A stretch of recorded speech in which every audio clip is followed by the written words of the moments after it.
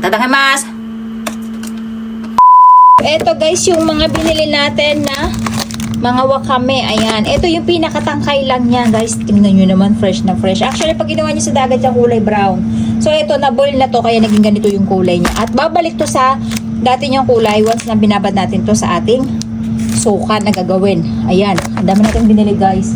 Tinakyo ko na talaga. Kasi ang mahal din nito. Sa Daiso, bumibili ako nito piso siguro kung mga isa, dalawa. Mga 6 na pirasong slice lang nito. Ganun kamahal. So, ayan. Tayo na yung gagawa. Sarap niya pinapapak guys. Pampakapal din yan ng buhok. Yes. So, ang gagawin natin, sasalin na muna natin dito para mahugasan natin. Dobling hugas. Ayan. Alisin natin to. Grabe, ang mura na ito. Oo, promise. Ito, hindi na kayo magbabalat. Ito guys, tinatabi ko. Minsan, nagagamit ko siya kapag ka sa mga Barbie items. Kakat lang natin siya into 2 pieces guys. Kasi masarap din siya kung medyo malalaki natin siyang kakainin. Ayan. Yung ganyang kalalaki. O, diba? Sarap. Lola ba na yung lola nyo? Ano ba yan? Ganyan lang.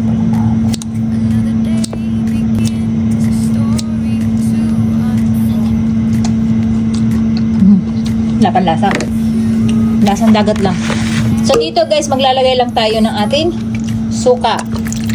Suka dito sa Japan guys, ubod ng asin. Kaya nag-a-add tayo lagi ng tubig.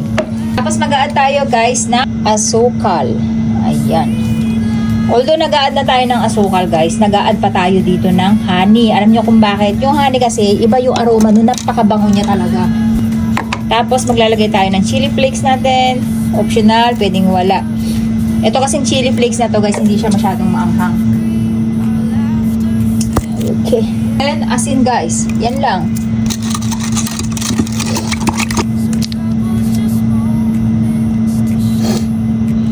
Ito guys, dito tayo maglalagay. So, hatiin natin siya sa kalahati. Okay. Para mas marami dito na ilagay. Isa dito sa kabila. Sapan lang natin. Alisin natin yung tubig, yung hangin. Dati kahit ito pa lang yan, hindi pa lumalasa ng konti. Sarap na agad.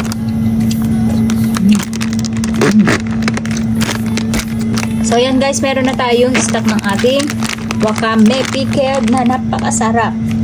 Yan lang guys, wag nyo na dagdagan ng kung ano-ano, bawang sibuyas, wag nang ganun. Mas simple, mas masarap, promise. Nakabitin guys.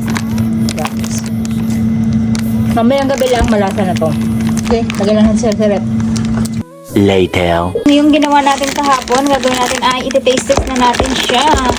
And kung makikita nyo, bumalik siya sa original niyang kulay. Kapag ito ay nilublob nyo sa mainit na tubig, magiging light green yung kulay niya, yung ganito. Ayan, ganyan ang kulay niya. Pero pag kinuha siya sa dagat, original, ganito talaga yung kulay niya. Kaya lang, pag tinimplahan nyo siya ulit, para gawing pickled, ayan, magiging ganyan yung kulay niya. At syempre, iti-taste test natin, guys. Ang sarap, naglalawin na kagad yung lola nyo. Pang-pango. Nakakapanglaway. So, tatakamin ko na naman kayo, guys. Anyway, may tinda ako nito sa Pilipinas, kaya tawayanan nyo lang doon sa Sweet Life shopping store natin. Meron tayong ganito na instant na kakainin nyo na lang. Tadakimasu!